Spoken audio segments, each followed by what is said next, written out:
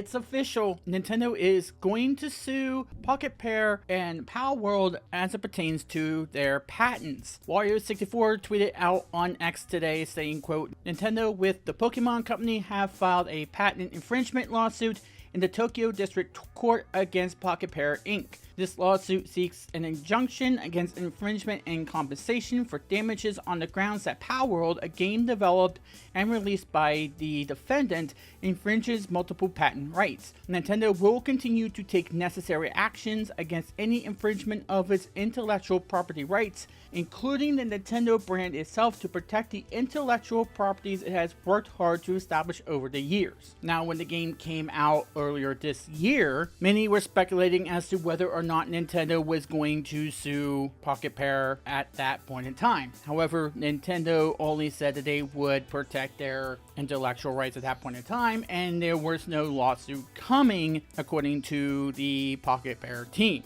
For the record, Palworld had achieved a great deal of success when it came out. Even though its player count has gone down in recent months, it is still gaining a fair amount of players still playing the game with its number of updates. Pocketpair and many others have stated that it was quote-unquote Pokemon with guns, and their developers even said that Palworld is more akin to a survival crafting game such as Ark Survival Evolved and Valheim than Pokemon. IGN had said when reporting the story that they had reached out to Pocketpair, and as of the recording of this video, they have yet to comment on the lawsuit. Nintendo had just a day earlier, before filing this lawsuit, had won another lawsuit over a Chinese company and their Pocket Monster reissue. However, that game had names that were lifted straight off of Pokemon, including Pikachu and Ash Ketchum. This one is more akin to their patents, the mechanics of the game, in which in order to capture a PAL, you had to throw a particular ball at it akin to a Pokeball. Now, the first thing I want to get at here about this particular lawsuit is, first of all, this is about patents, not about a straight up copyrighted name. It's about whether or not the mechanics are way too similar. I've heard you can patent mechanics of the game, but patents are a little bit of a weird thing, and I've seen people who have been able to skirt by patents by modifying the way that you did a certain thing. I remember a long time ago when there was this whole thing with Microsoft patenting the idea of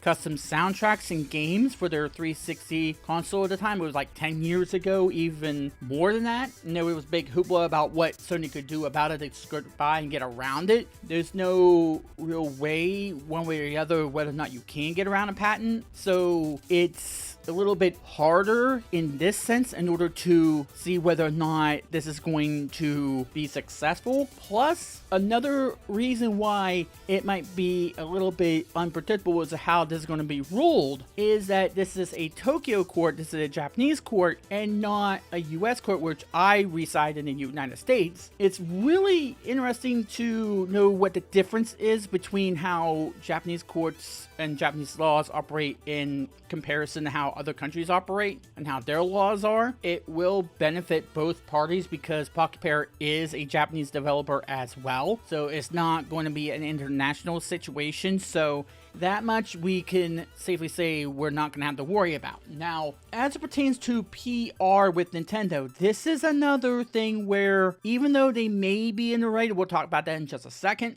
the fact that they're even doing this, even when Nintendo was well aware of this game when it first came out, as it pertains to what they've said in the past about it. They knew this game existed, they knew what this game was about, and they made that statement earlier on in the year. This seems to me like, even though they may or may not be in the right to file a lawsuit about anything Palworld related, it does seem like it's bad PR. And knowing how some people feel about Pokemon, how Nintendo was not innovated and have not been able to evolve, no pun intended, the Pokemon franchise in recent years, I highly doubt this is going to go well in the graces of some people, although the developers have said that they have actually received death threats. According to IGN, they said they've received death threats. And some people will say, yes, Nintendo, go after them just because they don't like the game. And that is something that I feel like we really need to start talking about how some people behave when they start fanning over a particular game or a particular company. They throw any sort of humanity out the window and go into this frame of mind. And why do that? Why send people death threats just because you don't like a game? It's just a game. You can let it go. I obsess over some games. I do. I freely admit that. But I'm not going to get so hurt by some other game taking the top spot or some other game doing something better that I'm going to be so vicious and so vile that I feel the need to send someone else a death threat. Where are we going with it? What is even happening there? What are we even doing? That is uncalled for, and I don't stand by that. Yes, we can push back against something. We can disagree with people on things. Don't take it to that level. I don't know what else we have to say in order to get people to understand that part, to understand that. And if you see somebody doing that, please, for the love of everything, please take action against it. Say something. Anything is good than nothing at all. Bring them back down to reality. Think like, hey, we can disagree on stuff, we can push back against stuff, but don't take it to a level you have to go for ad hominem attacks and threats. So with that having been said, let me get to this whole patent itself. Now, it's important to note that their previous win is about a outright copyright infringement. They lifted the names from Pokemon proper. This one here is a little different because it's dealing with patents. And like I said, patents a little bit of a gray area there, because if Nintendo wins this particular lawsuit, what does that look like? What does that mean? Would Pocketpair would just have to pay royalties to Nintendo? Would they have to remove the infringing parts, which might be everything? We don't know, because they said multiple patent infringements. But what does that really mean here? What would that really look like if Nintendo were to win? If they win, one thing that I would say about Nintendo and these sort of lawsuits, and they're looking like what Metallica did back in the early aughts, 2001, 2002. Remember the whole thing with Napster, stuff like that? They were going left or right with lawsuits at one point in time. And Nintendo is going into this frame of mind where they have to throw out lawsuit after lawsuit. It just feels like they are tired of being the good guys and going back to being the villains here again. I don't know why they want to do that, but they seem to really file lawsuits pretty quickly. They seem to be right on the spot about them, and they seem to be really quick into saying, yeah, we're going to take action. It took them a while to get this one out,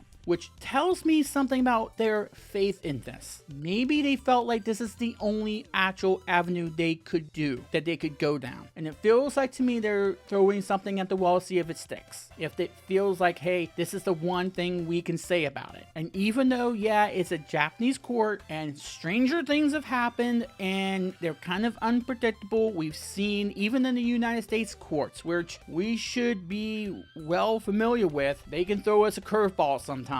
It's hard to see Nintendo winning outright on this, because the one thing that I would say and ask is if there is enough difference between Palworld and Pokemon to where a judge would theoretically say that it's enough that it didn't infringe on Nintendo's patents. And if that's the case, then Pocketpair is in the clear. But again, this can be unpredictable sometimes, so we can see where we go from there. We can see where this ends up. I'm assuming that Steam is going to continue to allow Pocketpair to sell Palworld on their storefront, since this is just in the early goings. They're saying, hey, we're going to file a lawsuit, which they said, hey, we're looking at this closely, and they just went into right here silence for a while. And I'm not simping for one over the other here. I'm just saying what I believe about this lawsuit. I do believe that this is not good PR for Nintendo right now after everything that they've already shown to people that they're willing to do. And this may seem like it's kind of petty because they've seen how well this game sold. They had to have seen it. They have to have known what Nintendo was all about, and it just seems like they were trying to find whatever avenue they could to try to get back at him. So I don't see, if the judge considers that, I don't see Nintendo going far with this. But again, stranger things have happened. Judges have been known to throw us curveballs. We'll see how this goes, but please, some level of humanity about talking about this. Is there any subject on social media that we don't have these kinds of people in? That we don't have these kinds of people that are willing to go way too far about it? But what do you think about this? Please leave a comment down below. I am interested to hear what you think. As always, please like, share, subscribe, and ring the bell. And as always, to be continued.